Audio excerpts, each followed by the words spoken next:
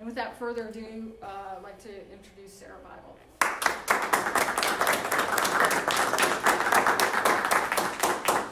Thank y'all so much for having me and inviting me to come and join y'all. I had no idea this was even a thing until recently, and I'm so glad I know about it now, because y'all have an awesome ministry in the city of Tuscaloosa, but then also, in the surrounding areas, and that's amazing. I am a volunteer, and I work closely with our local pregnancy center back in Demopolis, Alabama. We actually service 4 counties in our area, and we see a lot of girls who, if we weren't there, they would be coming straight to Tuscaloosa. And they may or may not, whether they end up at Choices or they end up at the abortion clinic, we would never know. But because we are there for that local ministry, we kind of stop it somewhat before they can get up to Tuscaloosa. But I have been involved in pro-life ministries and pro-life advocacy since my conception, actually. And I know that kind of sounds strange to say, but so my birth mother, her name was Kimberly. She is so very special to me. So I'm actually adopted. But my birth mother, she was a high school senior, when she found out that she was expecting. Which is, we see a lot of high school seniors that, for whatever reason, find themselves in a position where they're expecting a baby. But for hers was a little bit different. So her Christmas break actually turned into probably somewhat of a nightmare. She was actually, over her Christmas break of her senior year, she was raped by 2 men that she didn't know. And she will never know who they are. And so as a high school senior, she's having to deal with and understand and process all that comes along with the questions and concerns that, when a rape is involved, especially when you don't even know who they are and how they targeted you, why you over somebody else. And then through the process of dealing with that, she learns that she's conceived through that rape. And so now not only does she have to deal with the rape, but she has to deal with this unexpected and unwanted pregnancy. And she, in some ways, it's even harder because she couldn't look back and say, well, I did this, I made this decision, I made these choices, and so now I have a baby. She didn't make any decisions. She didn't make any choices. Someone else made them for her. But she actually concealed her pregnancy for 7 months. So she didn't tell a family member, she didn't tell a friend, she didn't share it with anybody that she was expecting. So she walked across her high school graduation with a secret that nobody knew. Whether or not she attended prom, she took senior finals, however that looked for her, that second semester of her senior year, she's hiding a secret, a pretty big secret that no one knows. And I can't help but wonder if maybe that the Lord just kind of closed her mouth, because there could have been someone in her life that would have steered her in a different direction. I have no idea. But for whatever reason, she did. She stayed silent. And at 7 months pregnant, she decided that she was ready to share with her family. And her family was very loving and compassionate to her. And they got her all the care that they could give her and love and stuff like that. But somewhere in those 7 months of processing and thinking and questions that she did just between her and the Lord, because there was no one else, she knew that abortion was not an option for her. She shared that with in her little story that I ended up with, and she didn't know what she was going to do, but she knew that abortion was not an option, which I think is a powerful something for a high school senior to not know what she's going to do, but she knows what she's not going to do. But then, and in the process of figuring out what she was going to do, she picked adoption. That's how she decided to parent, was through adoption. And so she gave birth to me, and at 5 weeks, I got my forever family through adoption. And I love to share that, because that is such a picture of the gospel to me, especially at this Christmas season, because you have a very young teenage girl. We're not really sure how old Mary is, but it could be anywhere from 15 to about 18 is what we've kind of learned. And she finds out that she's expecting a baby. And it wasn't something that she had planned on, and it wasn't something that she chose, but it was something that the Lord chose for her. And she chose life. Our Christmas story comes from an unplanned pregnancy. And then through his life, death, and resurrection, we have the ability to be adopted into God's family. When we accept Christ as our Savior, we become co-heirs with Christ and sons and daughters of the Most High God. And so I can't imagine a better picture than an unplanned pregnancy that we see every day all over the streets of our cities and all over our country. And then the wonderful gift of adoption is to how the Lord chose to have communion with us.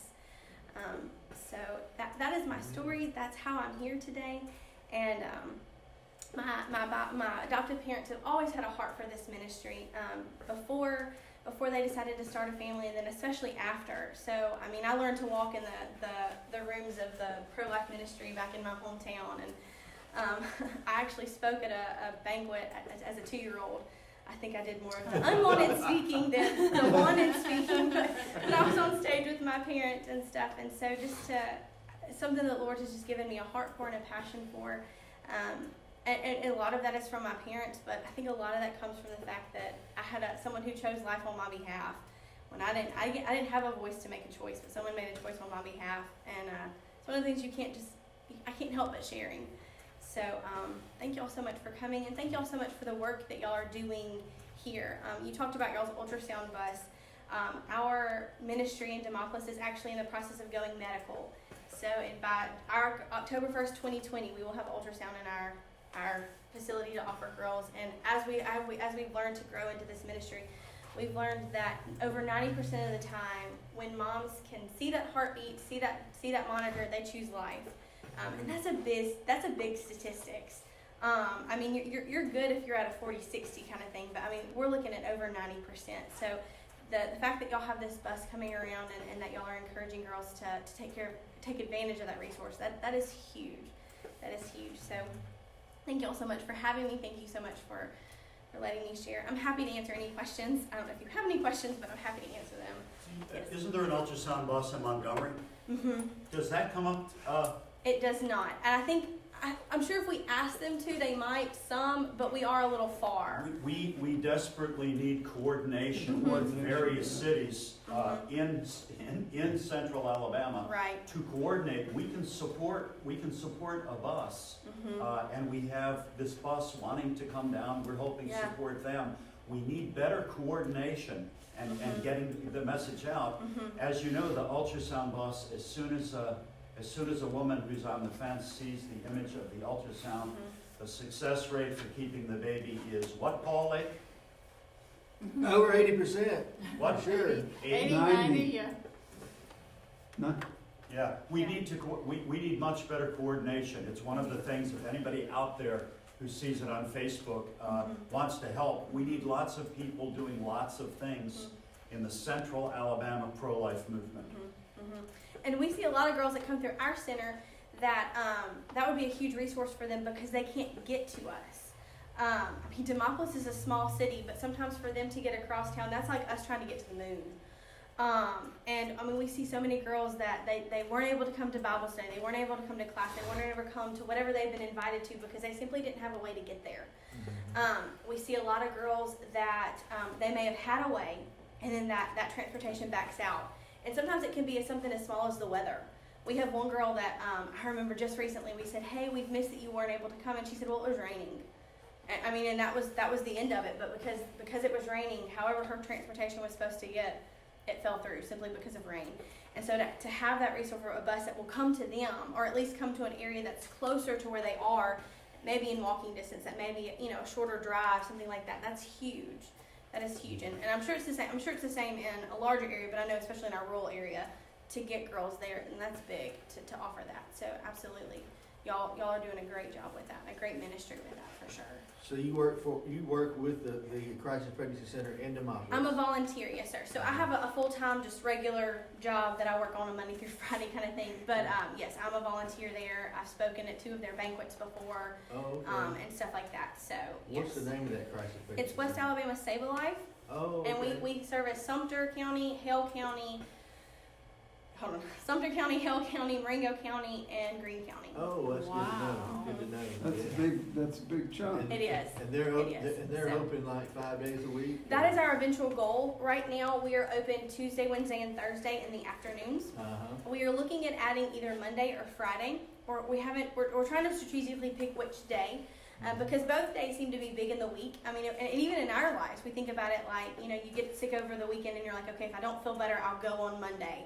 or you get busy and you're like, okay, it's finally Friday, I've got to get this taken care of, whatever it may be. And so we're trying to strategically pick one and then the other, and then we're making slow but surely steps to go from 3 days to 4 days to 5 days, and then from there extending hours within those days. And I think ultrasound will be a big part of that as well. So Absolutely. And so we have a girl that comes from Moundville or from Greensboro that needs help. We can send them to y'all. Absolutely. And y'all can offer them free diapers and free, yeah, and send them to the different resources that they need. absolutely. So every girl that walks through our doors, we offer them we offer that free pregnancy test, which a lot of them are looking for. But before we do that, we have an intake process, and what that looks like is some of it's just to get to know you, so that we can kind of get the proper paperwork we need, but also get to fill them out and get to know them. And every girl is presented with the gospel.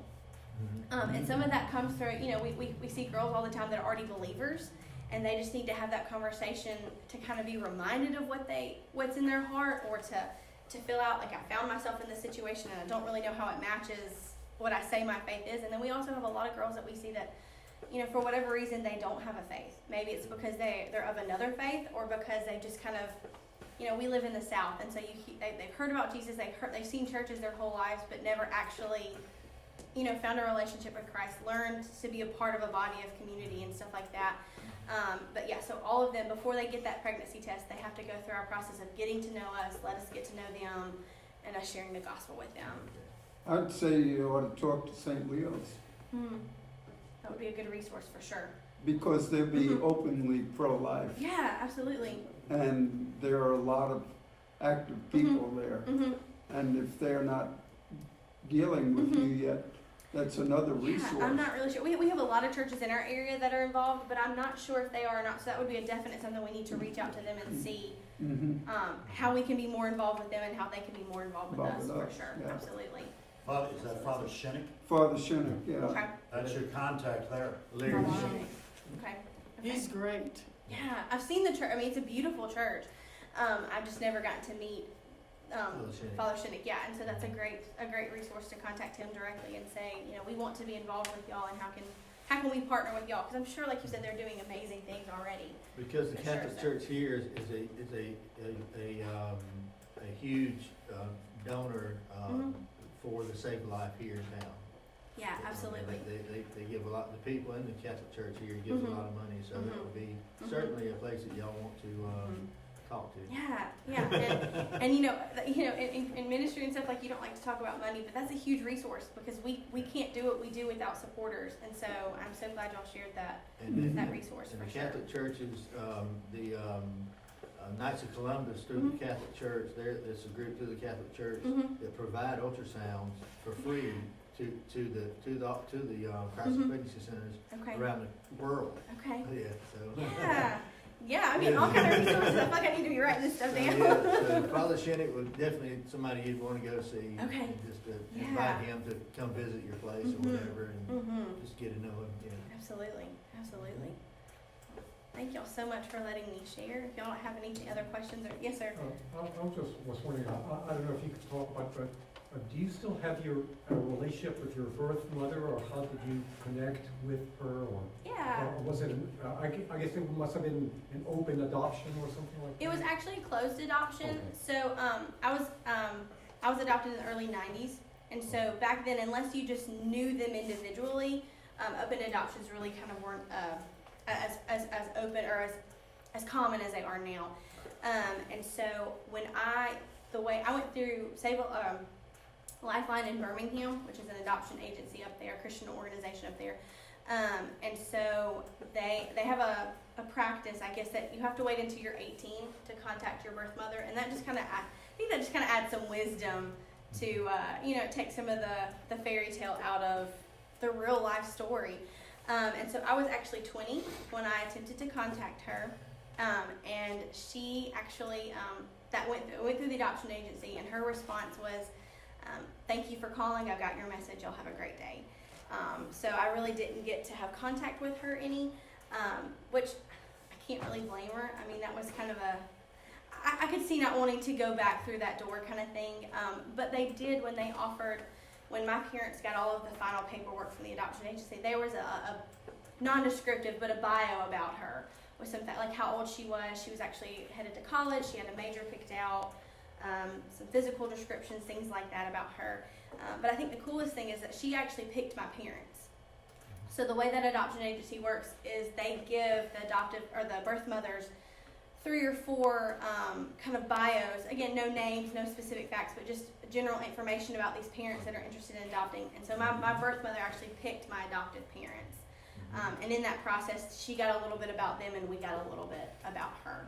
So That's a big deal, because a lot of the women that we talk to when we're at the abortion clinic, we talk to them about adoption, and when they think of adoption, they think of, you're giving your baby up to people you have no idea who they are or how they're going, if they're going to take care of the baby or whatever.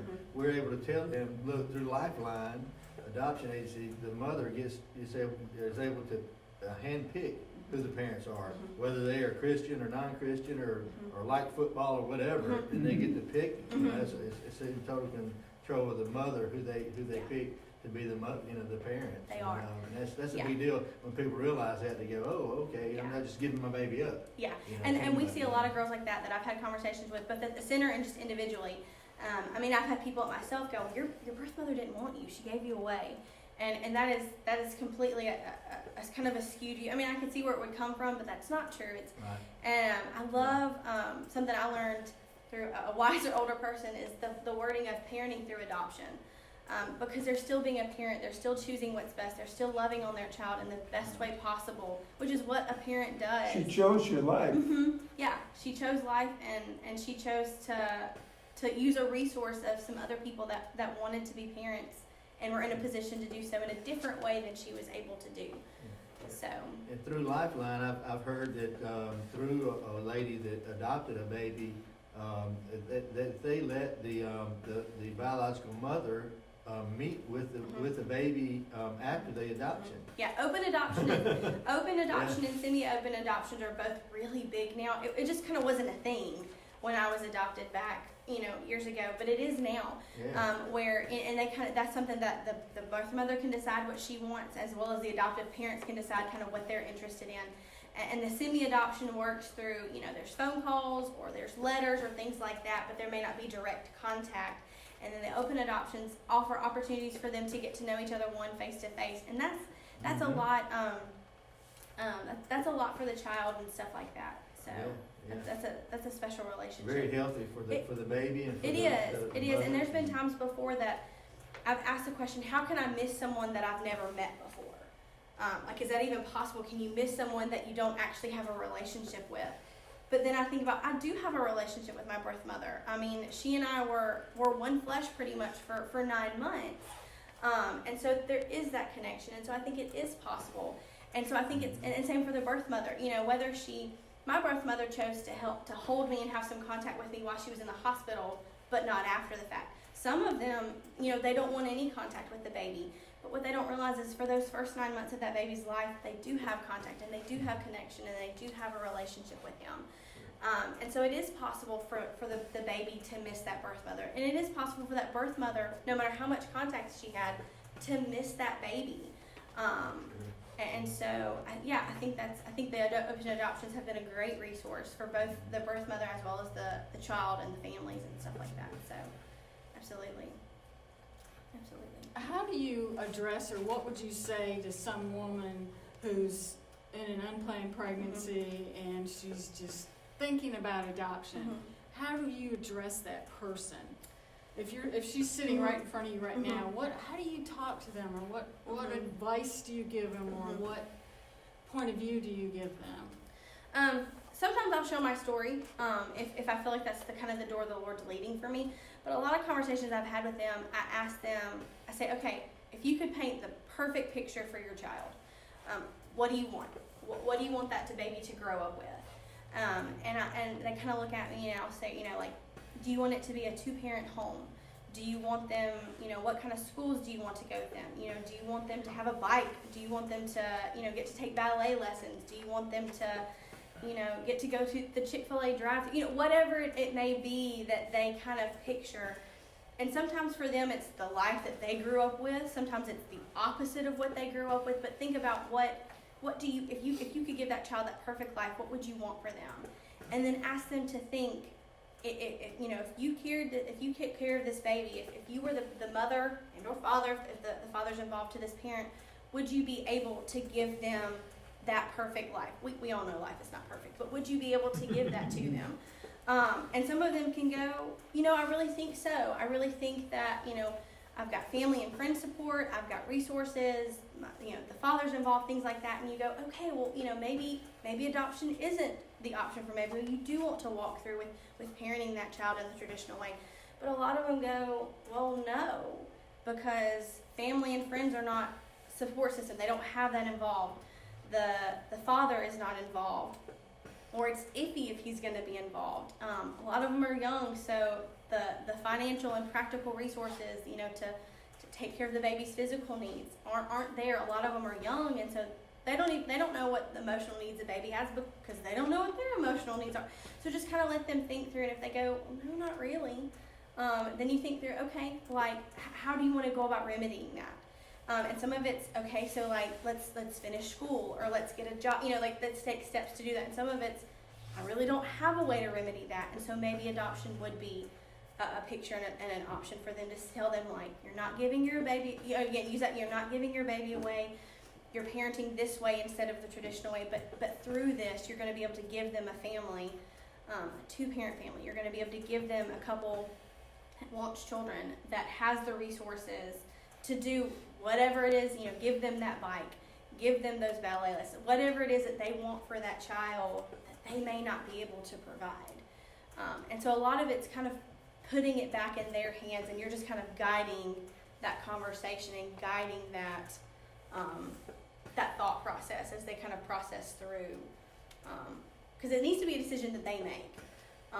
Just like choosing to parent the traditional way is a decision that they need to make. We can't force them as family and friends, but also just as life advocates. We don't need to force on them one or the other, but they need to, because they need to be okay with what they're doing. You know, it's not going to be healthy for them. Sure, the baby got a great life, but if it's not a healthy decision for them, then that's still something that needs to be addressed. So I don't know if that answers your question or not, but Yeah, that's really good. so That's really yeah, good. absolutely. Yeah. What time is it? 10 after. Okay, all right. One of the things, you know, I'm so impressed with you. Oh my gosh, I had no idea you were that good of a speaker. You're really good. Wow. How do you arrange speaking engagements? I'm Who can kind of contact new you? to this. I do have a Facebook page that I've created in the last year that's got my contact information on it, but right now it's just kind of word of mouth. Okay. As people have my contacts, people will say, hey, you need to call Sarah, you need to email Sarah, things like that. Mhm. I would love for the Lord to eventually grow this into something more, just because I feel like I have something to say through him. But yeah, right now it's just kind of word of mouth, and social media has helped a little bit. So that's actually how I found y'all. So. What's your Good. the Facebook page? Is it the Save a Life Facebook page? or- No, that we do have one for that, but I have a personal one, and it's Sarah Bible, and then it has Christian and pro-life speaker behind it. I can write it down.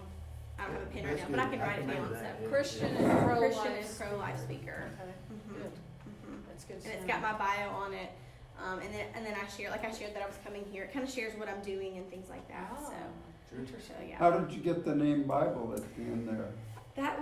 I was lucky enough to be adopted by two parents that was their Their last last name. name. So, Okay. and I love to tell people we have a Lord that just loves to make us smile. Because my first name is biblical, my last name is Bible, Wow. and then I felt called to ministry, and I got a degree in religious studies and a master's in discipleship. So I kind of did all of it, you know. Wow. But Wow. I had no idea her credentials. Thank you, Lord, for providing something so. well, his credentials are much more important than my credentials. Well, that's right. So. And you don't have to have any skills out there. If he calls you, he'll Exactly. equip you. Exactly. Yeah, it's- Mhm. Don't Exactly. be afraid. Yeah, Yeah. do something. Yeah, we had like diaper drives here Yeah. in town. Yeah, and you shared having a baby shower, either for a specific mom or just in general for your crisis pregnancy center. That has been huge for us. I don't know, that's how so many of our resources at our center has come in. where a ladies group or a missions group or a church, whoever has said, hey, let's have a baby shower to save a life. And sometimes we've gone to some and it's a party. Like they really have the baby shower. And sometimes it's just, they call it a baby shower, but it's more of a drive, and they kind of collect things over time, and then they give it to us and stuff like that. And so that's been a huge resource for us. Wow. Where and sometimes it's been for specific moms, like the one that you just recently met, where they know of a specific need of a specific mom that's got something. And then sometimes we have some ladies that they don't know, ladies groups or missions groups that don't have a specific someone in mind, and so they'll just do a general one for that crisis pregnancy center so that they have the resources. I'm not sure exactly how Choices works, but I know with ours we have a baby boutique, and they have to earn the ability to get to shop there by coming to classes and being involved and coming to different things that we offer. But that ours they earn mommy money is what we call it, and then they get to shop with that mommy money for whatever it is that they feel like they need or thing that they want. And we have some moms that they spend all of their money on the practical things, the diapers, the wipes, the clothes, the things like that. And we have others who they have enough resources to get the smaller practical things, so they save it up and they get that bigger item, like the crib that's been donated, or the stroller that's been donated. You know, and it just depends on what that mom kind of sees as a need and sees as a want. So, you know, all of it's important. So yeah, I loved y'all's suggestion about that for y'all's local area for sure. Yeah. So. Okay. So this is great. You know, learning how to work with the other. Thank you so much. Y'all are so welcome. And definitely, wow, she's a really good speaker. Yeah. She just did this off the cuff too. So it's really hard to do. She has a very good presence about her. What are the in Alabama? What are the specific adoption laws like? Like if a mom is out there and she's like, well, what if I change my mind? Or how long does she have to? Let's say she gives birth to the baby, she picks the parent out, and then something happens. How does that work? Or you know, how does that work? What are the laws right now? Because I don't know what they are. I can't quote them for you, but I do know that it's going to look differently depending on how the mom chooses to go through adoption. Okay. So The mother has a choice. If they go through an adoption agency like I know of Lifeline, and then there's another one down in South Alabama that I cannot think of the name of right now. Children of the World, I think is what it's called. But if you go through an organization, it's going to look differently than if you just go directly through a lawyer. And it's also going to look differently if they go, if they just place their baby for adoption to a general parent, or if they're being adopted with, like, you find out I'm pregnant, you know me personally, and so you choose to parent my child for me. So all of that's going to look kind of differently. But they do have the ability to say yes and no, and they do have the ability, especially before they give birth and the days or so after, while they're still in the hospital, they have the ability to, you know, it's hard for those adoptive parents, but they do have the ability to say that they don't want it. So yes, ma'am.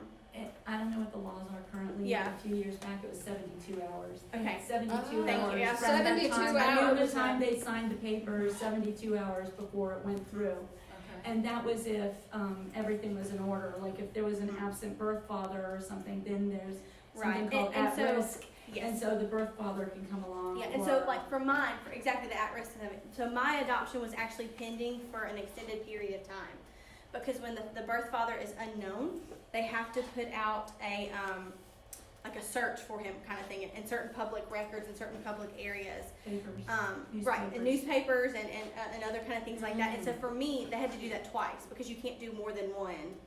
So they had to do birth father number 1, and then they had to do birth father number 2.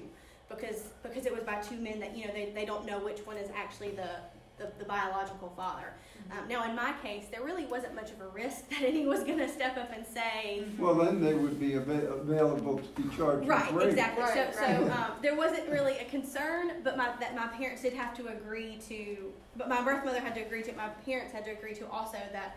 Like, so my parents were accepting me kind of with pending stuff, because you know, should someone step forward and claim it, then they would have to proceed forward. So, and it's gonna look, mine looks totally different than like if you've got, like you said, an absent father who's, you know, they may know who it is, but he's just not Right, involved. and if kind of he thing. hasn't ever So- been notified, Right. I mean, there are laws in this state where 7 years have gone by. Right. And then all of a sudden, somebody from another state. But Right. I don't know how that's affected now, you know, and also Alabama has grandparent laws. I know that the state of Alabama recognizes his birth parents as sovereign, so I'm not sure if the grandparents even have a say anymore. But there are grandparent laws now that I'm not sure how. There are, and a lot of that comes where I encourage people, especially to no matter what conversation I'm in, to go through a trusted adoption agency. That there's two really good ones in Alabama, and then there's one that's a Catholic church that's in Alabama it's worldwide. I can't think of the actual name of it, but it's through y'all's Catholic church. But to go through a trusted one, just because they're going to help kind of guide you through the grandparent laws and guide you through the different things. Like Sam McClure? Just You Sam use McClure. Yeah, right, baby Sam, right. That's Sam one. The adoptionfirm.com. And Yeah. the lawyers, all of them. But you don't need So- an agency necessarily. You don't They'll help have to, guide right. you, but a lawyer will work too. Right. They will. Okay. Just a lawyer. They will. So you don't even need an agency. You don't. Actually, if you really even know the people, Yeah, you can just go to the courts yourself and petition yourself. you can. Wow. Would you say that again? I didn't hear you. If you If you know the people, or say it's a cousin or something, you can just petition the You can. courts. petition And the you, court. right, and you don't have to necessarily even go through an adoption process if you know these people Right, and you you're trust just these people, there's exchanging custody. guardianship and other options too, to Right. help you parent this child when you're ready or in the meantime or forever, or however you wanna work it. It's very flexible in this Yeah. state. Yeah. Very So flexible. each situation is going to look different. So yes, ma'am. Yes, right. Yeah, exactly. And I do know that the adoptive parents, they have papers that they have to sign. So like my parents had to, through their adoption process, they had paperwork and an oath that they had to take that they couldn't try to return me. Like I'm a non-returnable item No kind of thing. refund. Right. kind of Right, thing. there's some things that are finalized and Right. there's some things that are left open, even Right. indefinitely or for a period of time. Right. So mine was actually, I was born in September. I came to live with my parents in October, and it was finalized in February. That was my timeline, and everyone's going to look slightly differently, but they Okay. do have those windows where things have to be finalized after the fact, after the baby is born.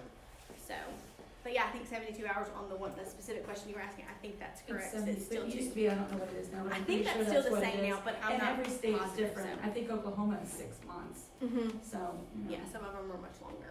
So one of the ladies in the audience just said that each state, of course, has their own laws and things like that. Thank you for sharing. Yeah, thanks for, And while the people are out at the abortion clinic trying to counsel with women that are considering abortion, I ran into where a father had a daughter that had been raped, and he was like, well, I don't, we don't want this to have a child, and the rapist and the guy that raped the girl have anything to do with this child.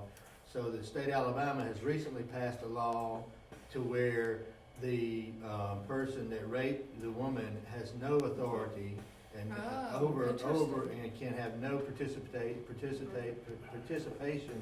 in the life of the child. That's actually called the Abby Pitts Law, and I know the girl Praise that God. was. Praise do God. you? Yeah.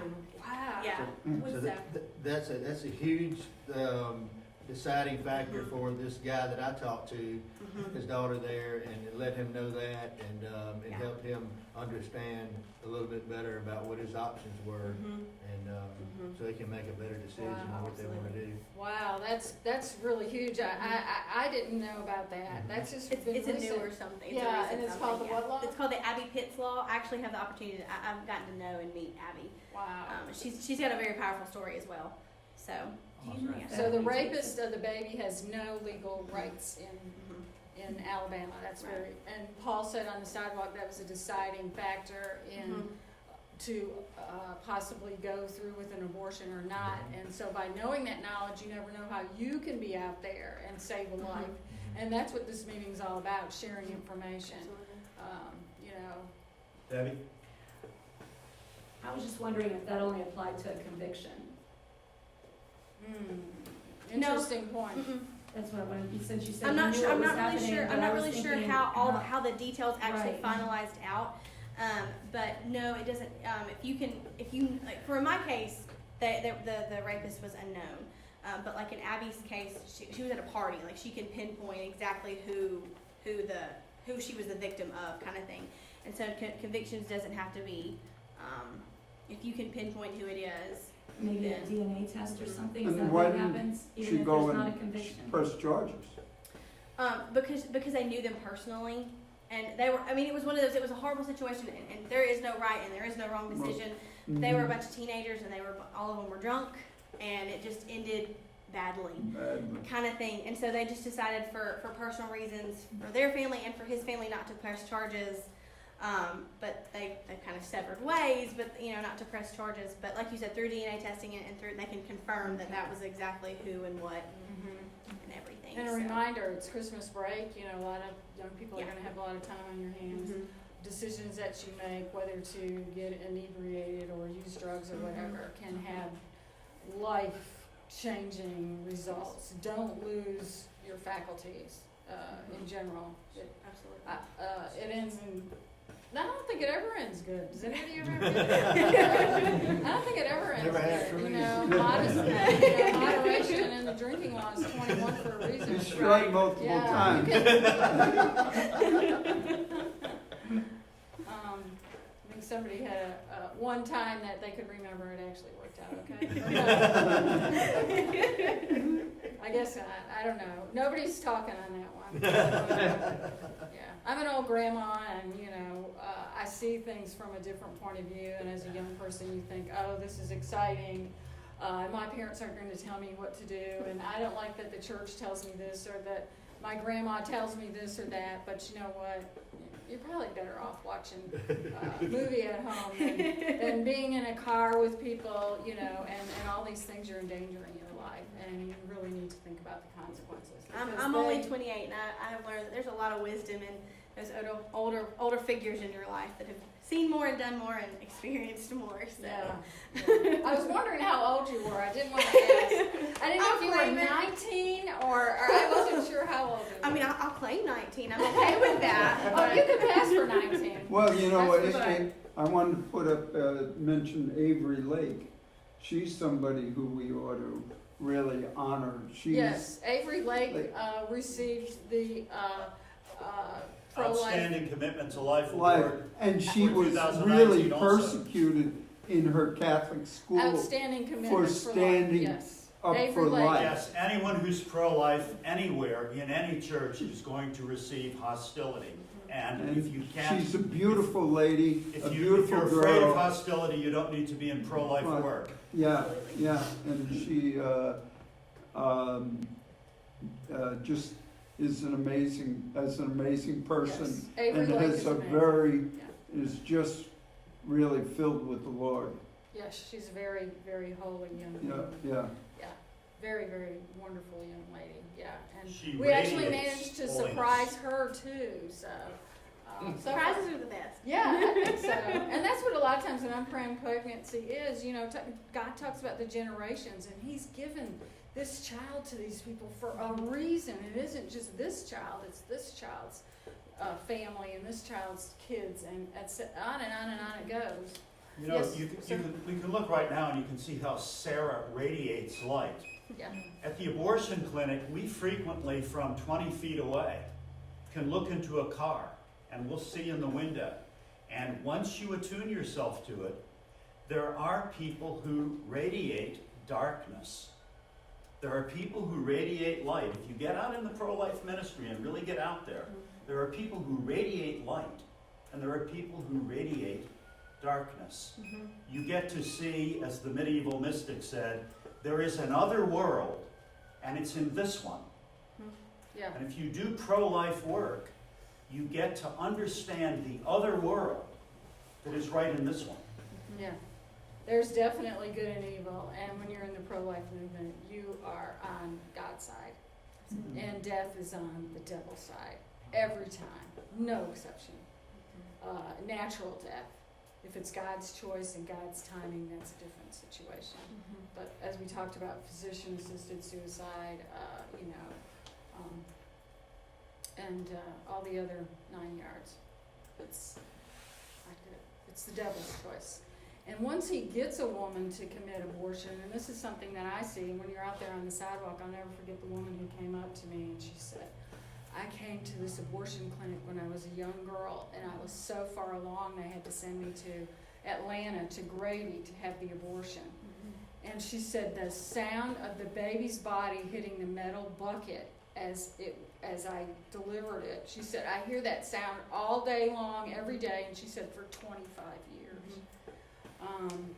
Yeah, I think abortion recovery is a huge ministry that It is. we kind of shy away from or forget about with the whole pro-life area. We just started we just finished our first abortion recovery Bible study with a group of ladies at our center. I don't know if Choice is what theirs looks like and stuff, but that's a huge something because we see so many women that sounds or smells or sights, they're things that it never goes away. Triggers. There's a trigger, yeah. Okay. I think our time's about up. If anybody has a question out there, I'm sure Sarah or myself would do our best to try to answer it. Absolutely. And again, we thank everybody for being here. Would you like to close us in prayer? Sure. All right. I would love to. All right. Heavenly Father, thank you so much for letting us join together today, Lord Jesus. Thank you for the conversations we've gotten to have and the words that we've been able to share. I just pray that as each one of us steps out of this room and back into the world around us, Lord Jesus, that you just prepare and equip us for the next steps that we're going to take and the people that we're going to encounter, whether it's on the sidewalk in front of the abortion clinic or with our neighbor down the street. Lord Jesus, I just pray that you prepare us and equip us for those conversations and those moments. And we will glorify you in everything that happens. And in your name we pray. Amen. Amen.